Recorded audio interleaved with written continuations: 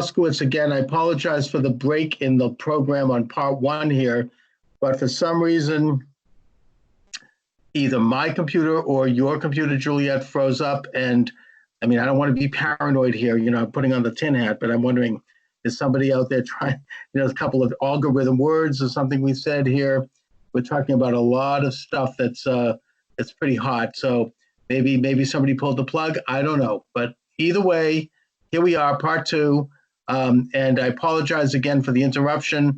Juliette Engel is my guest. The book is SPARKY, SPARKY's Surviving Sex Magick. It's really a blockbuster of a story, something that shines a big light on our sort of, I don't know, what used to be called the Eastern Seaboard liberal establishment, the amoral, international thinking, pseudoscientific establishment that I contend goes back to Darwin. But anyway, Juliette, so thanks for coming back here. Talk a little bit more about bringing things up to the present. What is going on now with organizations like Operation Monarch, run by the CIA? It probably changed its name a couple of times, I'm sure. And are they still doing this to children, still taking them into these programming situations where their minds are being altered and where they're being used as sex slaves? Well, I think we're about to find out a lot about what's been going on. I don't have any direct personal information about what's been happening. I've been out of the country for many years and was working in Russia on running an underground railroad for rescuing women and children in sex trafficking, and kept coming around to the fact that an awful lot of it was going to the United States. But, the State Department didn't want to hear about it. So we lost our funding and happened. Right. I mean, of course not. That's another book. That's going to be. That's hopefully part two here. And of course, we're touching upon something that is one of probably the most cherished secrets of the elite, of this establishment that transcends any particular government. It's this idea of controlling humanity, controlling the human race. Do you think that there's anything to this connection to this and this pandemic we're now living through? And I mean, I don't want to get conspiratorial here. Look, a disease is a disease, and this isn't the first time that we've had pandemics in the world. This goes back to the Spanish flu, and we go back to the bubonic plague of Middle Ages. But it just, whether or not this was some kind of a planned operation, it just seems a little too convenient to me that now the world is in a state of lockdown and that there's this enormous amount of borrowing from the central banks at interest, that we're going to be having a national database, apparently, that's going to identify people based upon their status with regard to the COVID-19, whether they've had it or whatnot. I mean, that to me gets into the business of, it dovetails with everything we're talking about here, with the CIA and with the sort of the national security state, putting complete control over people and an ultra surveillance situation. In fact, former President Obama just made a statement saying that in order to get back to normal from the COVID crisis, we're going to have national surveillance and national vaccines by force. What do you think? That can't happen. That just absolutely should not, and I hope will not happen. And the pandemic is convenient, and it was way out of sync. And it's amazing to me the way that this kind of fear porn has been generated to get the whole world to buy into this and do this lockdown. I think a lot of other things are going on. I mean, it's a little off our topic, but the Treasury has just announced that it now has, the Federal Reserve head, Powell, just announced that he now, the Fed is now under the Treasury.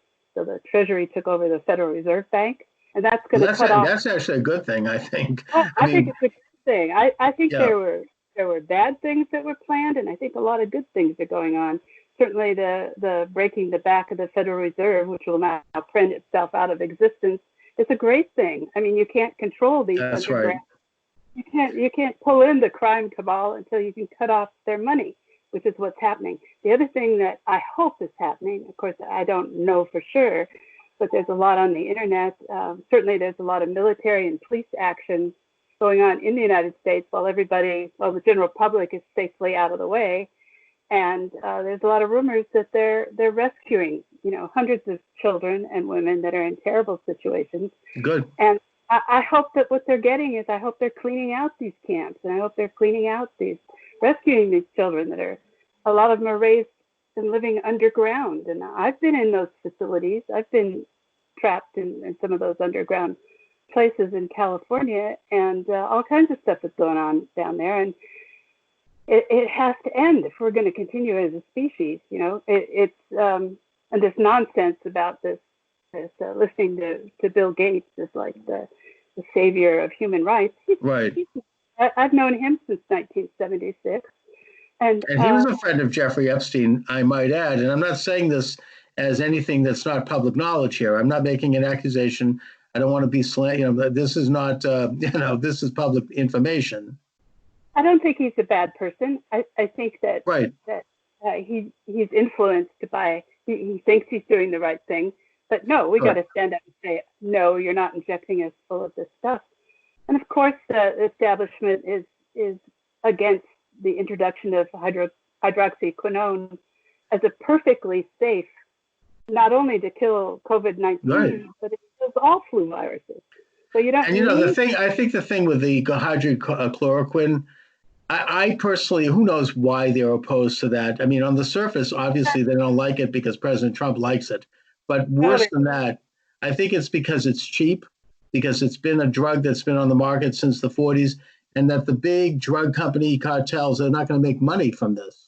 Right. If you get a drug that costs $20 for a 30-day supply, there's no money there for them. No, and these vaccine programs, which are killing people and causing autism and destroying health and lives. I mean, it's been proved over and over, but we can't talk about it, so maybe we'll get cut off again. But they don't want a cheap cure. That's the last thing they want. So now, Juliette, I want to just go back to a little bit of a topic I wanted to bring up in the first segment here, and I'm asking your opinion based upon your experiences with the mind control. And I cover this also in my book, Assassinations in America. Yeah. In the case of Robert Kennedy's assassination, possibly Martin Luther King's assassination, and some others, there was a situation, and I think particularly stark was the Robert Kennedy situation, where the assassin, Sirhan, he really didn't know what he was doing at that time. It was almost like he had been a robot. It was like he was an automaton, and that there was this woman in a red dress that met him and said something kind of code word to him, and it made him suddenly do something, and then he had a drink of something, and that made him do something else. And I don't remember the details, but he's testified about this over the years, and that he feels that he had been manipulated. In fact, Robert Kennedy Jr. has talked about this, that he was kind of a robotic agent that was sent in to do this. Do you think that's going on? I mean, to me, that's quite plausible, given the fact that, and this is what we know publicly with regard to Operation Monarch and MK Ultra and some of these other things, which information, some of which has been declassified since the Church Committee of the late 1970s, that it's quite plausible that the CIA was doing this, that they were creating assassins, or they were creating people to do certain things at their behest, and that they would put in a trigger to make them do it. It's plausible. I don't have any personal knowledge about that. I know what I was programmed to do, and that was to go to Russia. And I wound up going to Russia and never totally understanding why it felt so much like home, which was... and you spent about 10 years in Russia, right? I worked there for 20 years. I lived there for 10 years. It's a fascinating place. I love the Russian people. we were And you able to obviously became fluent in Russian. yeah. What did you sense was the reason you were there? I mean, were you doing anything in particular that would be of benefit to anyone? I mean, other than learning about medicine and practicing. Well, I was always in contact with the embassy and the State Department, but they weren't interested in the kind of thing I was doing. In fact, they were fairly annoyed with me when I started telling them that human trafficking was being directed to the United States. And I would give them my honest opinion about things, which is not necessarily what they wanted. Mm. And in a way, I was aware that they wanted me to do things that I just plain couldn't morally do. Such as? So, well, I really, I'll have to think about that because Okay. I don't want to reveal people that shouldn't be doxxed. So, No. I don't want to talk of no names. I mean, we don't want to hear from. but they would know what I was talking about. So Okay. anyway, I wasn't dealing with human rights, really dealing with human rights. There was a lot of phony stuff, and I was well aware of how the Global Fund was actually sabotaging small indigenous NGOs that were really working on preventing AIDS. They would sabotage them, and then the money would get swept up and taken up. And we were given money through an organization called the International Organization of Migration, only we didn't get it. We got a very small amount of it, and I was never allowed to see what our organization was really credited with. So the State Department was saying, "Oh, they're getting this, millions of dollars," and we got $40,000-$50,000, and we got five half of these. And it turns out the overall organization was funding all kinds of stuff that had nothing to do with human trafficking or what we were doing. So were you there? Like, what years were you there? I was there from 1990 to 2010. So it was after the collapse of the Soviet Union. We're talking Before. Putin and Yeltsin. Okay. No, before, and then I was there during they had a civil war in 1993, and I was there for that, and I got trapped there because I couldn't get out, so I was there for the whole thing. And it's amazing what Russia has done and what the Russian people have done, and I got to see the rebirth of Christianity and Judaism and all forms of religion, which had been absolutely suppressed, and people weren't even allowed to talk about any of these things. But all the hidden stuff comes out. The bells are dug up. The synagogue is rebuilt. It's got the big hole. Yeah. Well, that's all done, and it came back. People went back to their values as soon as the oppression was lifted. So It's incredible that you got to see that. That's it's a great time in Russia. And even though Putin is not exactly based on, he doesn't exactly have democratic principles. I mean, it's a far cry from Stalin. It's at least Russia, which has no background in freedom. They're moving in the right direction. I mean, unfortunately, a lot of the oligarchs, the people that ran the Soviet Union, afterwards they went into business and they grabbed up a lot of property, and they grabbed up a lot of industry, and they enriched themselves. And they're still the same communist figures. They just changed their name. However, there's improvement. I mean, we have to give credit where it's due. No, you have to, and you have to remember that they're Russians. They're not going to act like Americans. That's right. And their background is not. They weren't part of the Renaissance. They weren't. They have their own thing going, and Putin acts in the best interest of Russia.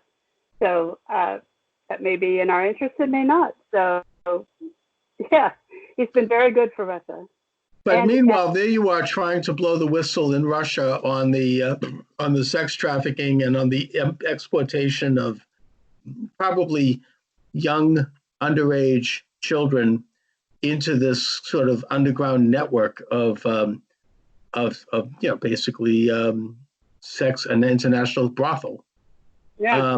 And you came across resistance at the U.S. government level.